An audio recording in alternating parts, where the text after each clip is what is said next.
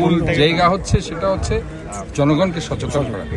আমরা ওই জনগণকে সচেতন করার জায়গায় আমরা প্রত্যেকটা ওয়ার্ডে কাজ করছি এবং আমার এলাকার যারা রাজনীতিবিদ আছে, এলাকার যারা গণ্যমান্য ব্যক্তিগণ আছে এবং আমরা সিটি কর্পোরেশনের পক্ষ থেকেও সার্বক্ষণিক আমরা তাদেরকে ভিজিলেন্সের মধ্যে রেখেছি, সার্ভিলেন্সের মধ্যে রেখেছি। আমরা তাদেরকে নর্মালি আমরা বোঝাতে চেষ্টা করছি যত্রতত্র আমরা প্লাস্টিক পলিথিন কাউশিট আমরা ফেলবো না, আমরা শহরটাকে নোংরা করব না, শহরটাকে সুন্দর রাখবো এবং এই সচেতনতা বৃদ্ধির পাশাপাশি আমাদের কন্টিনিউয়াস প্রসেসে এই খালগুলোকে নালাগুলোকে ক্লিন রাখতে পারি, তাহলে আমরা শহরটাকে একটি সুন্দর জলাবদ্ধতা মুক্ত আমরা রাখতে পারবো। আমাদের মূল লক্ষ্য হচ্ছে আমার শহরে যাতে জনগণ বৃষ্টির সময় যাতে জলের মধ্যে না থাকে।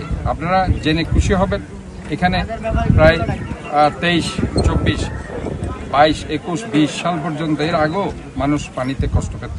ইনশাআল্লাহ গত বছর থেকে এই কাজগুলো করার পর থেকে মানুষ অনেক স্বস্তির মধ্যে আছে। তারপরেও আমরা চাই 100% মানুষকে স্বস্তির মধ্যে নিতে। আমরা বারবার বলছি আমরা গত বছর 60% জলাবদ্ধতা কমিয়ে দিতে পেরেছি। এবার আমাদের লক্ষ্য হচ্ছে 70 থেকে 80% আমরা জলাবদ্ধতা ইনশাআল্লাহ কমিয়ে দেবো। আমাদের কিছু প্রকল্প চলমান রয়েছে, আমরা সেখানে ডিপিপি করছি। সিটি কর্পোরেশন 21টা খালের জায়গায় আমরা সেখানে 40টা খাল চিহ্নিত করছি। ওই 40টা খাল আমরা ডিপিপির মধ্যে এনে আমরা সেগুলো কাজ শুরু করব নেক্সট বর্ষার পরে এবং চলমান প্রক্রিয়ায় এই 40টা খাল আমরা ক্লিন করব। আর এখানে যারা সেনাবাহিনীর আছে তারা সেই 36টা খাল তারা কাজ করছে।